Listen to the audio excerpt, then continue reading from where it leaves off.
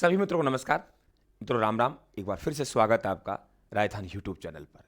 देखिए, जो antibiotic series चल रही है साथियों, आज हम लोग बात करें भारत शासन अधिनियम 1935। इंपॉर्टेंट है, एक सवाल प्रत्येक एग्जाम में देके जाता है, ना केवल साथियों वरिष्ठ अध्यापक भर्ती के लिए है, बाकी मैं कह रहा हूं प्रत्येक एग्जाम में आपको जहां जहां ये आपका सिलेबस में लगता है एक सवाल आपको पक्का मिलेगा।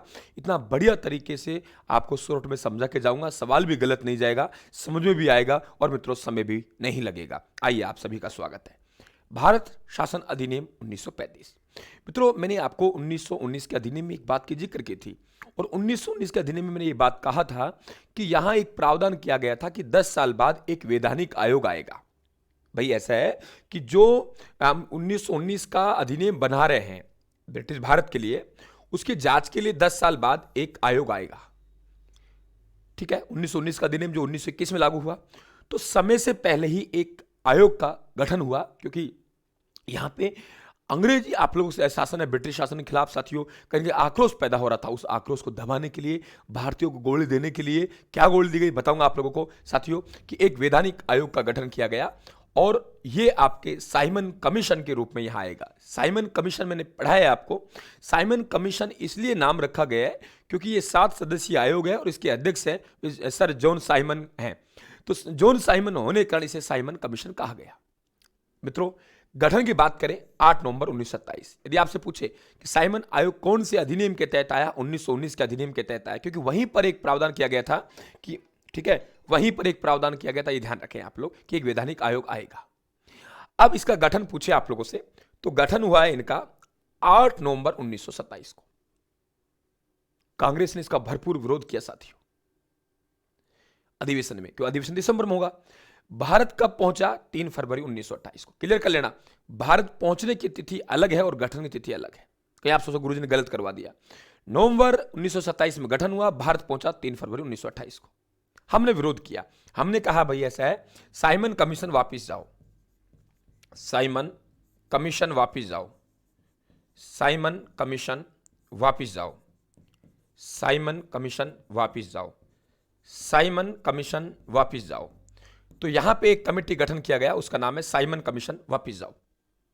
सॉरी, हमने गठन किया, भारत पहुंचा, एक ही भारतीय नहीं था। हमने साइमन गो बैक के नारे लगाए। क्या लगाए? साइमन गो बैक के नारे लगाए, साइमन कमीशन वापिस जाओ। ठीक है, क्यों? क्योंकि ये पूरी तरीके से इसमें अंग्रेज लोग थे, एक ही भारतीय को शामिल नहीं किया गया। भारत को चलाने के लिए कानून बन रहा है, अधिनियम बन रहा है और उसमें भारतीय नहीं है। साथियों, दुर्भाग्य रहा है हमारा। इस बात को लेके एक सचिव थे, उनका नाम था बिरकनहेड, भारत सचिव। हमने विरोध किया और लाला लाजपत राय साहब की लाठियों से प्रहार के कारण वे शहीद भी हुए थे। भारत सचिव, उनका नाम है साथियों बिरकनहेड। इन्होंने कहा नहीं, भारतीयों को इसलिए शामिल नहीं किया क्योंकि भारतीय हैं, वे संविधान बनाने में सक्षम नहीं है।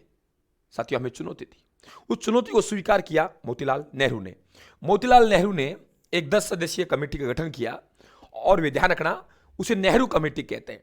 नेहरू कमेटी ने एक रिपोर्ट तैयार की जिसे संविधान का ब्लू प्रिंट कहते हैं, 10 अगस्त 1928 को। चैलेंज को स्वीकार किया साथियों और 10 अगस्त 1928 को एक ब्लू प्रिंट तैयार किया गया और वे ब्लू प्रिंट को हम लोग संविधान के नेहरू रिपोर्ट कहते हैं। ध्यान रखना, चैलेंज को स्वीकार किया और बताया कि देखिए हम लोग बना सकते हैं। और फिर आपको पता है 1930 में हम लोगों ने रावी नदी के तट पे, आप लोगों को पता होगा इस चीज का साथियों, हमने एक दिवस ही मनाया था आगे चल के, भी ध्यान रखें आप लोग। मोहम्मद अली जिन्ना की 14 सूत्रीय मांग, इसके विरोध में इन्होंने भी 14 सूत्रीय मांग तैयार की, पेश की साथियों। आयोग आया, हमने विरोध किया, साइमन कमीशन नहीं माना, अपनी जांच रिपोर्ट ले गया और जांच रिपोर्ट लेके कहां पहुंच गया? लंदन में 1930 में।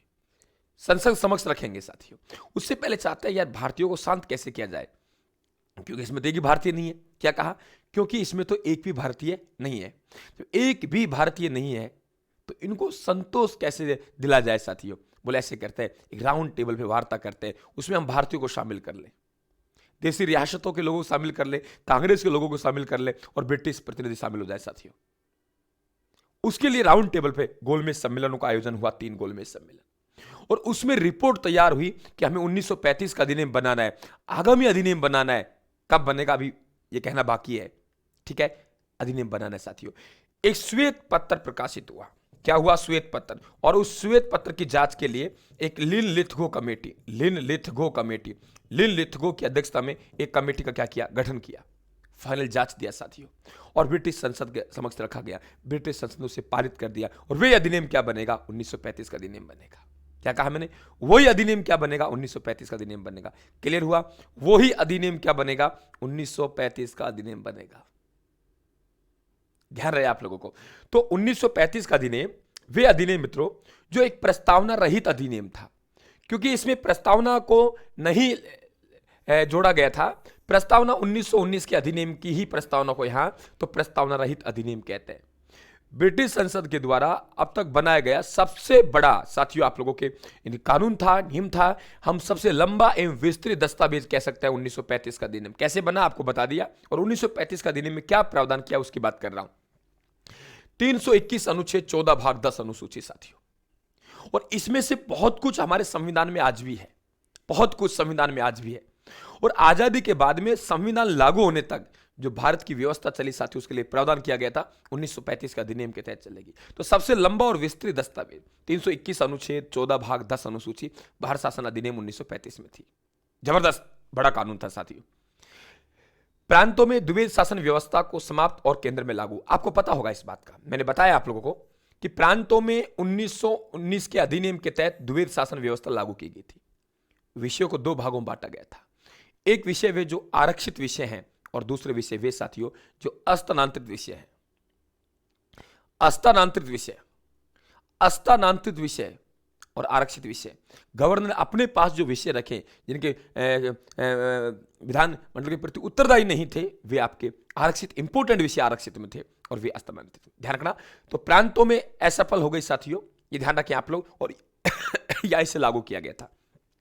द्विवेद शासन डायर की नामक लियोनास कार्टिस, इनकी पुस्तक है लियोनास कार्टिस,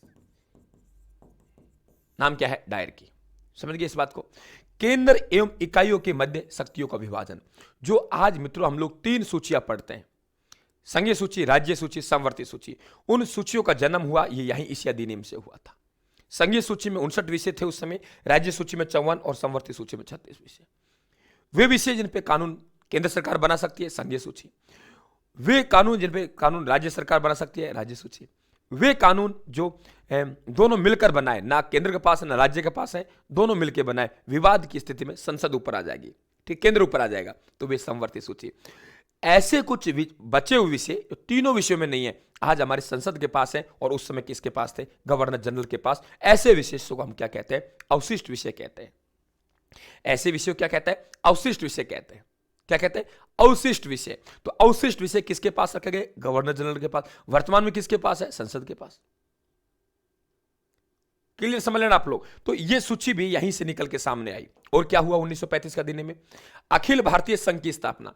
पहली बार अंग्रेजों ने अच्छा काम करने का प्रयास किया, अखिल भारतीय संघ की स्थापना का साथियों प्रावधान रखा कि रियासत और आपके जो प्रांत हैं, ब्रिटिश प्रांत, बिहार, बंगाल, उड़ीसा और जैसे जयपुर, तो सब इनको एक करके हम एक अखिल भारतीय संघ की स्थापना करें। साथियों, देसी राजाओं ने कहा हम स्वतंत्र है भाई, हम किसी का अधीन नहीं होंगे, हमें कोई मतलब नहीं है। तो देसी रियासतों ने इसका विरोध किया। देसी रियासतों ने विरोध किया। देसी रियासतों ने क्या किया? विरोध किया। तो देसी रियासतों ने इस बात का विरोध किया, अखिल भारतीय संघ अस्तित्व में नहीं आए। प्रांतीय स्वायत्तता प्रशासन 1 अप्रैल 1937 को।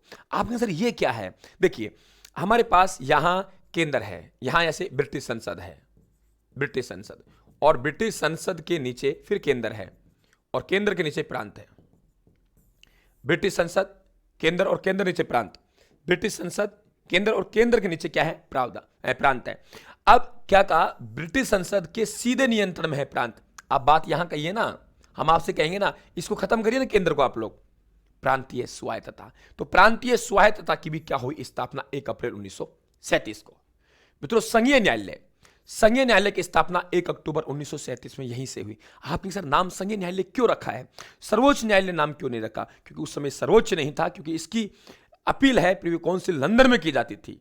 सर्वोच्च नहीं है अपने आप में, इससे ऊपर कहां बैठा है? लंदन बैठा है। और बाद में हमारा न्यायालय सर्वोच्च होगा, उससे कोई ऊपर नहीं है साथियों। इसलिए वर्तमान में नाम सर्वोच्च न्यायालय और उस समय नाम क्या है? संघीय न्यायालय। क्या मेरी बात को समझ पा रहे हो आप लोग?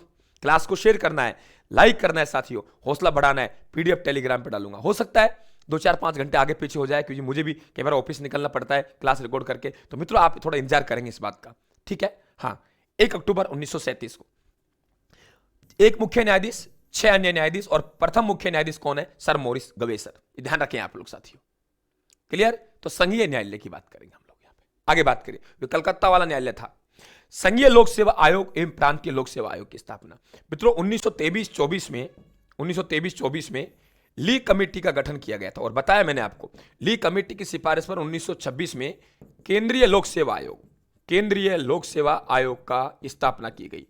केंद्रीय है ना, इसलिए नाम केंद्रीय है, क्योंकि राज्यों के लिए अलग से नहीं है। यहां नाम चेंज होकर क्या हो गया? संघीय लोक सेवा आयोग। संघीय लोक सेवा आयोग कि संघ केंद्र के लिए साथियों, और प्रांतों के लिए प्रांतीय लोक सेवा आयोग और संयुक्त लोक सेवा आयोग। तो यहां हमने केंद्रीय था, यहां संघीय हो गया, क्योंकि प्रांतों के लिए अलग से हो गया। प्रांतीय विधानसभा में चुनाव हुआ। मुस्लिम लीग की जबरदस्त साथियों हार हुई, और आगे चल के ये ध्यान रखें आप लोग, आगे बात करें तो ये आप लोग साथ 1939 आएगा तो मुस्लिम लीग का मुक्ति दिवस मना। मुस्लिम लीग का मुक्ति दिवस, मोहम्मद अली जिन्ना ने इस्तीफा दिया था इन्होंने सरकार से। ये सब बातें आपको ध्यान रखनी पड़ेगी। ये मित्रों भारत शासन अधिनियम 1935 था। आगे बात करेंगे भारतीय स्वतंत्रता अधिनियम 1947, फिर हम लोग बात करेंगे संविधान सभा, संविधान लागू कैसे हुआ। तो ये टॉपिक आपका कंप्लीट हो जाएगा। लगभग 8-10 घंटे का टॉपिक है साथियों, जो मैं आपको बहुत कम समय में करवा के जा रहा हूं, और अच्छा करवा के जा रहा हूं। चैनल को सब्सक्राइब करना, घंटी निशान दबा देना साथियों। राम राम, धन्यवाद साहब।